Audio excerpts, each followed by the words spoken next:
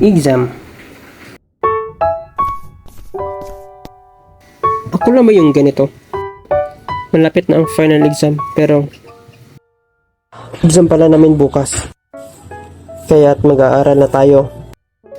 Siyempre, mabait tayong estudyante, kaya itong gagawin natin.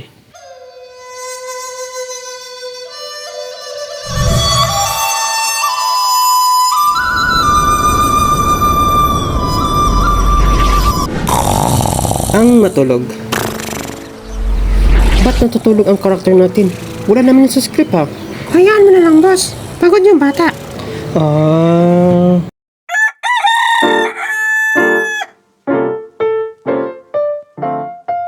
Good morning!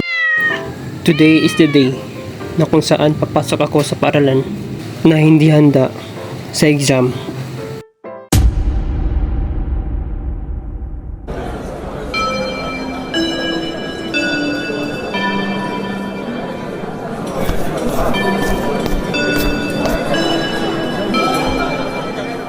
Naka-study ka? Wala. Same. Duda ako sa sagot nito ah. Mataas na naman ang score nito.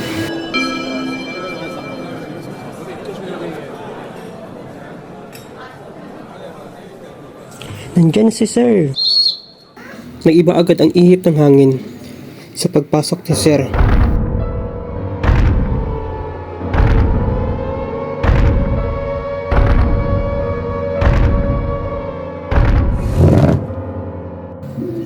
Class, get one whole sheet of paper. Prepare yourself for our final exam. You have just 1 hour to answer and 50 solving problem. Sheesh, kakayanin ko kaya to? Ba't pa kasi puro ako tulog? Babawi na lang ako next year. Bahala na, kaya ko to. Nagsimula na ang math exam. Himbing ng tulog pero hindi yan ako. Siyempre ako ay sumasagot. Kahit papano may nasasagot naman ako. Almost 30 minutes na kami sumasagot. May natitira pang 25 problem.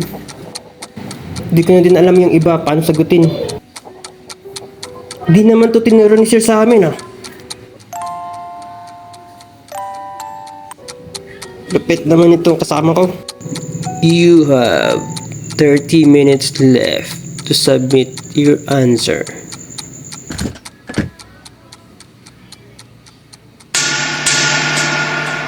Wow, mabilis ah. Kumopya ka na lang sa katabi mo. Oo na, kasalanan ko na.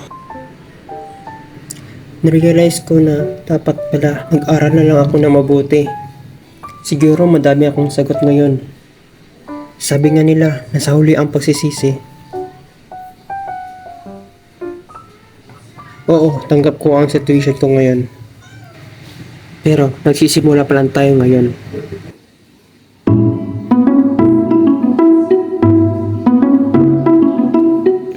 Sa mga estudyante natin dyan, mag-aral kayo ng mabuti ha. Ito yung first animation na long videos na ginawa ko. Huwag kayong mawawala sa susunod nating pagkikita ha. Paalam!